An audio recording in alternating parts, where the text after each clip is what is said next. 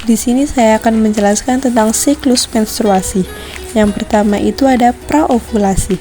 Pada hari ke-5 sampai ke-13, kenaikan FSH sehingga terjadi pertumbuhan di dalam ovarium mulai dari folikel primer, folikel sekunder, dan folikel degraf, yaitu folikel matang, dan di akhir tahap ini terjadi kenaikan hormon estrogen. Dan yang kedua itu adalah ovulasi yang terjadi pada hari ke-14, lepasan oosit sekunder dari dalam folikel degraf saat estrogen naik menyebabkan FSH terhambat dan menyebabkan LH menjadi naik. LH memecah folikel degraf dan mengeluarkan oosit sekunder dari dalamnya.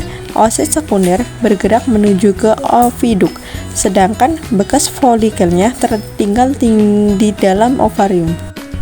Dan yang ketiga itu ada pasca ovulasi, yaitu terjadi pada hari ke-15 sampai ke-28. Bekas folikel tadi berubah menjadi korpus lubruk. Adanya LH yang tinggi menyebabkan korpus lubruk berubah menjadi korpus luteum.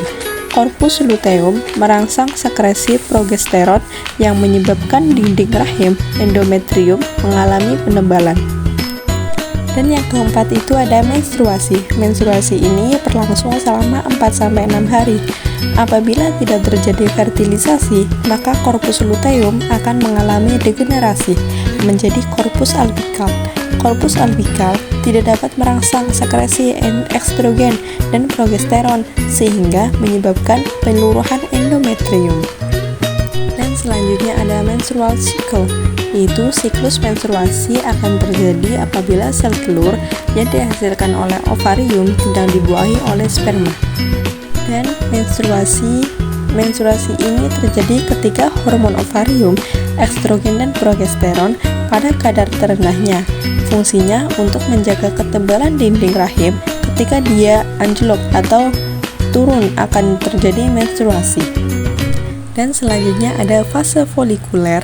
Fase folikuler ini karena terjadi peningkatan hormon FSH. Dan ada ovulasi. Ovulasi itu ketika hormon LH mengalami loncatan secara tiba-tiba dan mengakibatkan ovarium melepas sel telur. Dan terakhir yaitu ada fase sektore, yaitu fase masa subur. Pada fase ini perempuan siap untuk dibuahi. Di sini saya akan menjelaskan tentang kehamilan. Yang pertama ada di tahap 3 minggu, yaitu sel telur yang dibuahi akan mulai berkembang dan membentuk sebuah kantung yang berisi bakal janin, embrio, dan plasenta. Pada minggu keempat, tabung janin sudah ada dan dapat berdenyut hingga 65 kali dalam 1 menit.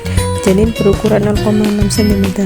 Pada minggu ke-5-6, wajah dengan lingkaran besar untuk mata, hidung, mulut, telinga, serta rahang bawah sudah mulai terbentuk. Janin terlihat seperti huruf C. Pada minggu ke-7, janin mulai membentuk tangan, kaki, dan rahim telah berukuran 2 kali lipat. Pada minggu ke-8-10 sudah berukuran 3 cm, semakin banyak gerak dan mulai terlihat seperti manusia. Pada minggu ke-11-13, otot bayi akan berkembang dengan pesat. Ginjal mulai mengeluarkan urin. Masuk minggu ke-12, alat kelamin bayi sudah mulai dibentuk, panjang bayi 8 cm. Pada minggu ke-14-18, indera perasanya terbentuk dan ia sudah mulai bisa mendeteksi cahaya. Minggu ke-19-20, bayi sudah bisa mendengar suara. Pada minggu ke-19-22, minggu ke-20, bayi akan lebih banyak menelan dan memproduksi kotoran atau mekanium. Minggu ke-21-22 sudah terlihat seperti manusia. Pada minggu ke-23-29, minggu ke-25, bayi sudah mulai menumbuhkan alis dan rambut. Minggu ke-26 sudah mulai menghirup dan mengeluarkan cairan plasenta, air ketuban. Minggu ke-27, bayi sudah bisa membuka atau tutup mata. Pada minggu ke-30-35 sudah mulai berkedip, berat sudah 3 kg dan panjang 48 cm. Sudah mengalami kontraksi palsu dan rahim akan nyeri pada ulu hati dan sesak nafas.